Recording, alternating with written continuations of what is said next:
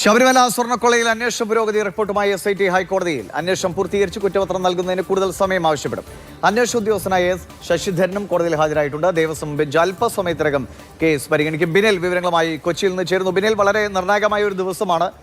കുറ്റപത്രത്തിന്റെ ഒരു തയ്യാറാക്കലിന്റെ പ്രാരംഭിക നടപടികൾ തുടങ്ങിയതായി ഇന്നലെ നമ്മൾ റിപ്പോർട്ട് ചെയ്തതാണ്. സ്വാഭാവികമായിട്ടും ഇന്ന് കോടതിയുടെ മുമ്പാകെ ആ കാര്യങ്ങൾ അറിയിക്കും. എത്ര സമയം ഇനിയും അന്വേഷണത്തിന് ആവശ്യമായി വരും എന്നറിയും. ഒപ്പം തന്നെ ഈ കൊടിമര പ്രതിഷ്ഠയുമായി ബന്ധപ്പെട്ട കേസിൽ അത് വേറൊരു അന്വേഷണം വേണമെന്ന കാര്യത്തിൽ കോടതിയുടെ ഒരു തീരുമാനത്തിന് കൂടി SIT കാക്കുകയാണല്ലോ.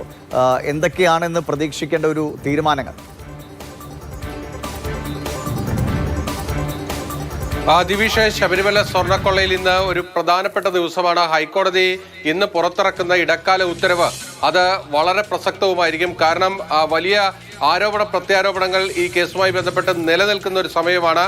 അവിടെ ഈ അന്വേഷണം ശരിയായ ദിശയിലാണെന്നും കുറ്റപത്രം സമർപ്പിക്കാത്തത് ഈ കേസിനെ ഒരു തരത്തിലും ബാധിക്കില്ല. പ്രതികൾ പുറത്തിറങ്ങണമെങ്കിൽ ഇറങ്ങിക്കോട്ടെ. കാരണം ഇവരെ കൃത്യമായും നിയമത്തിന് മുന്നിൽ കൊണ്ടുവന്ന് ശിക്ഷ ഉറപ്പാക്കുക എന്നതാണ് പ്രധാനപ്പെട്ട ദൗത്യമെന്ന് നേരത്തെ ഹൈക്കോടതി വാക്കാൽ നിരീക്ഷിച്ചിരുന്നു. അതിനപ്പുറത്തേക്ക് ഇന്ന് ഹൈക്കോടതിയുടെ ദേവസ്വം ബെഞ്ച് എന്തൊക്കെ പറയുന്നു എന്നതായിരിക്കും ഏറ്റവും പ്രധാനപ്പെട്ട കാര്യം. SITയുടെ അന്വേഷണ പുരോഗതി റിപ്പോർട്ട് ഇപ്പോൾ ദേവസ്വം ബെഞ്ച് പരിശോധിച്ചു കൊണ്ടിരിക്കുകയാണ്.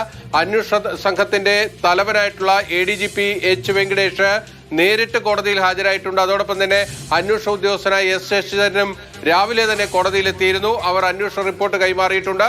അത് പരിശോധിച്ചു വരുന്നു. ഇനി കൂടുതൽ സമയം SITക്ക് മുന്നിൽ ആവശ്യപ്പെടേണ്ടതുണ്ട്. കാരണം ഇതിൽ കുറ്റപത്രത്തിന്റെ പ്രാഥമിക നടപടികളിലേക്ക് മാത്രമാണ് പോയിരിക്കുന്നത്.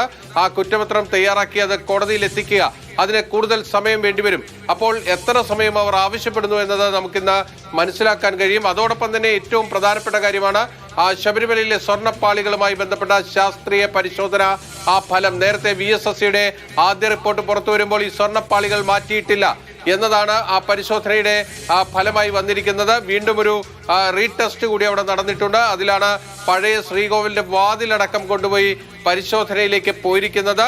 അതോടൊപ്പം തന്നെ മറ്റൊരു സ്ഥലത്തു കൂടി ഇത് പരിശോധിക്കാൻ ഇപ്പോൾ SIT തീരുമാനിച്ചിട്ടുണ്ട്. അതിന്റെ വിശദാംശങ്ങളെല്ലാം തന്നെ ഈ ഇടക്കാല റിപ്പോർട്ട് പുറത്തേക്ക് വരുമ്പോൾ അതിൽ വ്യക്തമാകുകയും ചെയ്യും.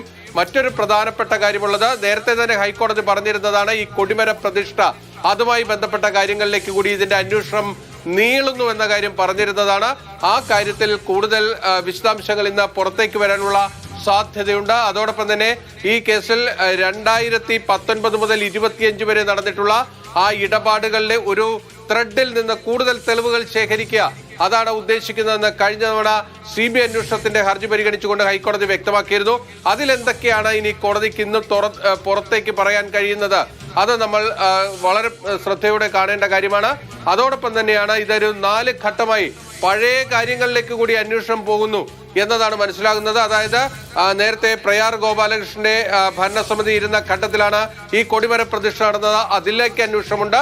അങ്ങനെ ഓരോ ഘട്ടങ്ങളിലേക്ക് അന്വേഷണം പോകുമ്പോൾ വാജിവാഹനത്തിന്റെ കൈമാറ്റമടക്കം അന്വേഷണ പരിധിയിലേക്ക് വരുമ്പോൾ ഇനി എന്തൊക്കെയായിരിക്കും സംഭവിക്കാൻ പോകുന്നത് എന്നത് വളരെ പ്രസക്തമാണ്.